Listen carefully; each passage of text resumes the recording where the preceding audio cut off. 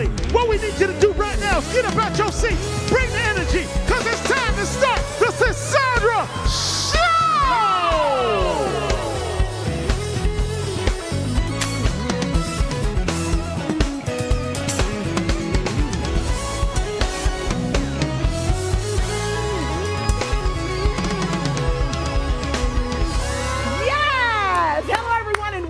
Sisaundra Show. We need y'all to go ahead and get all comfy, grab your bubbly beverage, and let's get this show started.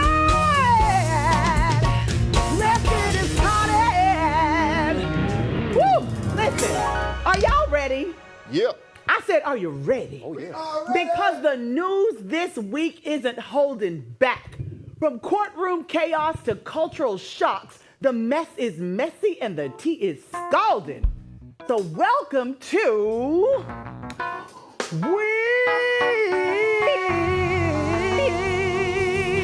the People. Oh yeah. Ooh. Oh, I need to hear y'all a little louder. Let me turn that up a little bit. Listen, so y'all, it's only day 2 and it just keeps getting darker and darker and darker. So on day 2 of Diddy's federal sex trafficking trial, Cassie has taken the stand and laid it all bare. Years of abuse, humiliation, and control masked behind money and fame. She said she was forced into what he called freak-offs, drugged up sex parties with escorts, baby oil, and surveillance cameras, even when she was on her time of the month.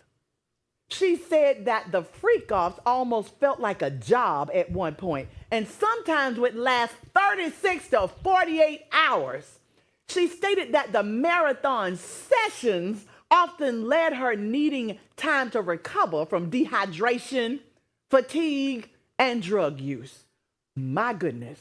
So y'all, she described one sickening night. It was sickening, where Diddy and an escort put their bodily fluids on her at the same time.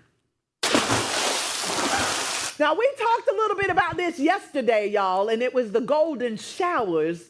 And she said about the golden showers, I was choking too much fluid in my mouth. She told the courtroom through tears she was left bloody, degraded, and trapped. And when asked why she didn't say no, she said plainly, I was high. You don't have a lot of control in that moment. Now, this wasn't a one-time thing. According to Cassie, Diddy kept souvenirs, which are videos of her worst moments. He told her what to wear, who to sleep with, and when to sleep with them. She feared the world seeing what she lived through and feared the man who made her live it.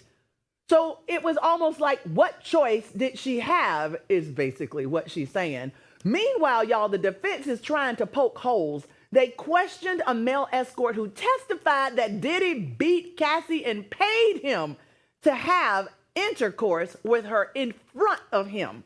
But this is bigger than credibility. The tapes, they are real, y'all. They exist. The trauma is real. And the world is watching. Woo!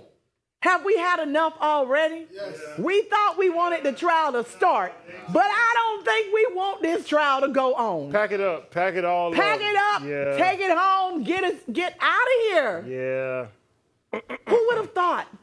When you look at people, and now the phrase, I don't look like what I've been through, it all the way to a whole nother level. That's right. They don't look like they've been through much, but the stories that are being told, my God, those are things I would never want as a person, as a mother. She's pregnant right now. What is her child gonna do when they get old enough to realize the truth that mom lived through? It's a lot. Yeah, she's gonna have to use some of that money and pay for some good therapy. For the baby, yeah. Right? Anyway, let's move on to this next story. Y'all, we talked about this a little bit too yesterday. Now, y'all know Tory Lanez is in jail because of shooting Meg the Stallion. So he just went through HE double hockey sticks behind bars and lived to talk about it. According to his team, the rapper was stabbed a horrifying 14 times in a prison yard attack that nearly killed him. I believe this was yesterday. So we're talking 7 stab wounds to his back, 4 to his chest, 2 to his head, and 1 to the face. It was so brutal that both of his lungs collapsed. He had to be put on life support just to breathe. Now, somehow he's pulled through. And I ain't gonna say somehow. I'm gonna say, but God. Yeah. But God, he pulled through. Now he's breathing on his own, talking, and even thanking our God and his fans for their prayers. Y'all, the motive, we don't know. Still unclear? Okay. It's still unclear. Nobody knows what the motive was. But one thing's for sure, he's not safe, and the system's not playing fair. So let's not forget he's already serving 10 years for the shooting of Meg the Stallion, right? Whether you believe he's guilty or not, what happened in that yard was violent and inhumane. Nobody deserves that. This is crazy. That's about 14. Yesterday when we talked about it, I didn't have this graphic picture. Right, we didn't know the details yesterday. Yeah. So this is beyond like what I could ever imagine. No, I mean, when they said he got hurt, we thought, oh, he got hurt, but stabbed 14 times? That's crazy. Unbelievable. Yeah. Listen, y'all, there are moments in your career where you feel stuck, right? Burnt out and questioning absolutely everything. But what if those moments could lead you to your true purpose? Today's guest has lived through those tough transitions and turned them into something powerful. From corporate burnout to becoming the founder of a transformative community for women in project management, her journey is nothing short of inspiring. Y'all, please welcome to the lavender couch, the one and only Miss Tai Cochran.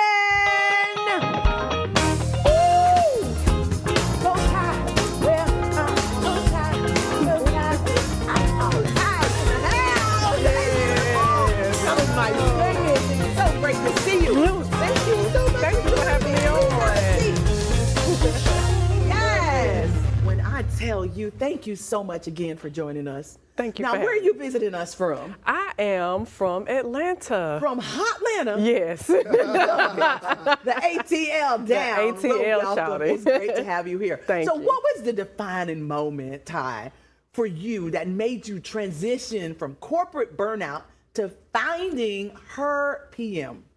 Oh, the transitioning moment was just really hitting the glass ceiling. Like I literally felt my head hit the glass ceiling. Oh, wow. I knew that I was made for more. I knew that I was supposed to do more. Like even growing up, I knew I was supposed to have my own business, but I had no clue what that meant.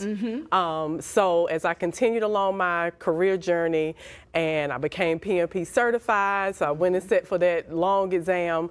And there was no respect after that. I was like, okay, well, now's the time to step out and do something different. Ooh, so once you got certified, you didn't see a difference in the workplace. No one gave you any kind of different respect or whatever. So you were like, you know what? No. It's time to go. Yes, they were working me really hard. I was working 2 jobs. Oh, and my getting goodness. 1 paycheck. Oh, my goodness. Under one building roof. 1 building roof. Woo, my Lord. So you created a space for women in project management to thrive. Yes. What is the most empowering lesson you've learned from working with women in the industry? That's a great question. I think the biggest lesson that I have learned is that everyone's story is important, right? Yes.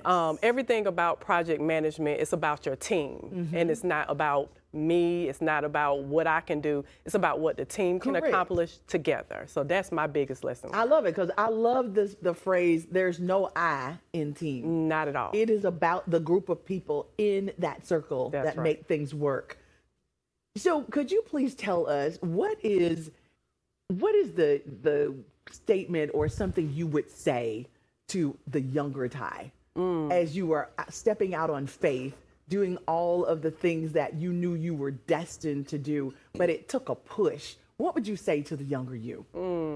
Oh man, I think the biggest thing that I would say to the younger Ty is to always seek knowledge, to never stop learning, to never stop being curious, and just keep going. Because whatever they say, it doesn't matter. It doesn't matter what they say. You know what? I think that's something we have to repeat over and over again, because we tend to let people live rent-free in our heads these days, right? Yes, all the and time. it doesn't matter what they say. There's something built on the inside of you that's directing you, and you have to follow your path, Yes. not the voices that's trying to distract you Right. while you're on the journey. Right. That's so incredible. This little light of mine. Come on, I'm gonna let it shine. Let it shine. Did y'all hear that? Now you know we're gonna have to sing a little bit of that. Just Go like you ahead. said. Go ahead. You gonna sing it with me? Come on, y'all. This little light of mine, I'm gonna let it shine. Oh, this little light of mine, I'm gonna let it shine. This little light of mine, oh, I'm gonna let it shine. Let it shine, let it shine, let it shine. Yeah. Oh, all in my home, Lord, I'm gonna let it shine. Oh, all in my home, Lord, I'm gonna let it shine. Go ahead and tie. Hey, all in my home, oh, I'm gonna let it shine. Let it shine, let it shine, let it shine. Yes. All right, to our viewers, y'all, we're gonna take a short break. We'll be right back. We got Miss Tai Cochran here with us. She is going to continue to talk about us and breaking that glass ceiling. We'll be right back. Hey.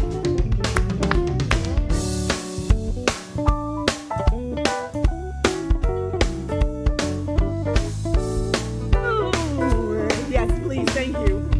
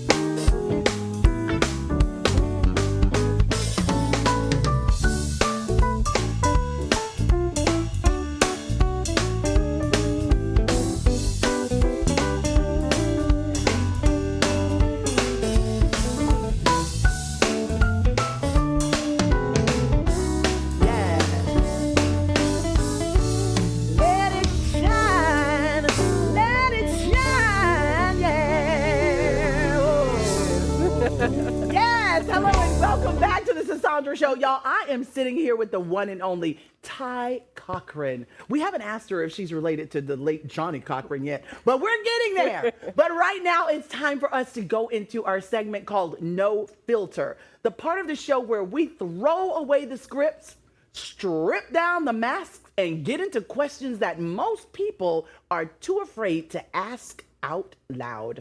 These aren't surface level, how do I get promoted type questions. These are soul deep cries for clarity, healing, and freedom.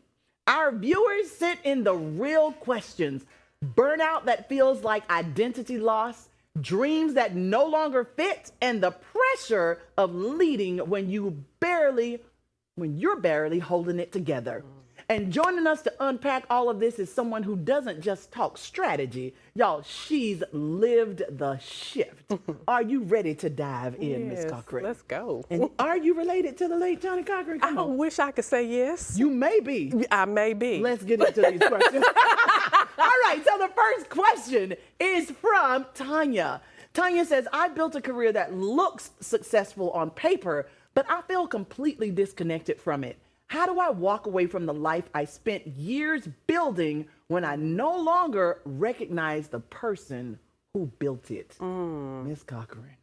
All right, Tanya, that is a wonderful question. And I would say that it is okay to shift. It is okay to pivot. Don't be afraid. If you are walking away from something because you no longer feel it and you want to chase little Tanya, maybe little Tanya had a dream. It's time to figure out what that was and what that is, and then go that way. It. Yeah. Yes. Don't be afraid. Again. I love that. I love that. That's a great answer. I don't know if you all have watched this movie. It's on Netflix, and it's called The List. And The List is about this woman who she passed away, but she left videos and everything for her kids to help them through their lives. And she figured out that her daughter was in the same position as Tanya. So she gave her a year of assignments and helped bring her back to the young person that she was. Yes. So that's so great that you said that. And y'all need to check that movie out. Let's move on to this next question. The next question is from Aaliyah. Aaliyah says, how do I hold space for others at work when I don't feel supported myself? I'm the strong one on my team, but inside, I'm drowning. Ooh. That's good. That's good. I mean, it ain't good, but it's a good question. That's a good question. Yes. Yes. Ooh. Well, number one, you can't pour from an empty cup, Aaliyah. So that's number one. I've been there, but I think the first thing that I did was I went and found someone to talk to. So important. Yeah. You have to have someone who can pour into you, someone that can build you up. Yes. Because if you are that strong person, sometimes that's just our assignment in life, is to be that person that leads, that guides, that everyone comes to. Yes. But you find someone that can help you to fill your cup so that you are not literally running on empty. That is so true. Yeah. That is so true. And if I can add to that, I used to hear a friend of mine say, stop giving from your cup. Let the overflow into the saucer be what you give, but don't take so much of what's inside of you to give away to people. And finding someone to help you, whether it's a mentor, a psychologist, a psychiatrist, a spiritual advisor, it's so important to find someone to talk to. And really, you might need all of them. And sometimes. You might need, I love that. It's so true, Ty. Ty said, we might need all of them. It's okay. And that's okay too. All right, let's move on to this next question. This next question is from Gregory. Okay. I feel like I'm only valued at work when I'm overextending myself. How do I unlearn that self-worth isn't the same as being useful? Ooh. These are great questions. These are real good questions. Come on, Greg. I love it. And we all have been there where we just feel like that if we don't go that extra mile, that no one is going to recognize us. Correct. But I think the best thing that Gregory can do to stop overextending himself or feeling like he has to overextend himself is just always, come with your A game. Like, come with what you do best and give that and leave. And you can leave. You gotta know when to fold them. Yes. You gotta hold know them and when to fold them. Right? Yes. My goodness. Yes. I think a lot of people go through this though. They go to work, they overextend themselves, and then it's the battle between self-worth and useful. Yeah. And being your self-worth, it really doesn't have anything to do with being useful. They're two different things, right? So how do you get someone to understand the difference and then know when to walk away? Yeah, well, and I will also say to Gregory to get a life coach, to get a mentor. Ooh, yes. Because that person will help you to distinguish between your self-worth and being useful. And being useful. Because your worth comes from inside of you, and you have to figure out what that is, what your strategies are for building up that self-worth and how to like really exude that. But being useful is not the same thing as It is not. Thank you very self-worth. much. Yeah. Thank you, Ty. Let's move on to this next question. The next question is from Brittany. Brittany says, you talk about mindset shifts, but how do I shift anything when I feel stuck in a cycle of survival? I don't have time to meditate. I'm trying to pay bills. Ooh, now that's real. Okay. So you make time. So yes, we are all out here on a little grind and a little hustle, right? A little harder than... Yeah. Yes. But 10 minutes, 5 minutes, 7 minutes to find that time to be with God, to be with yourself is so very important. And getting out of that cycle of feeling like you are just surviving and not really thriving.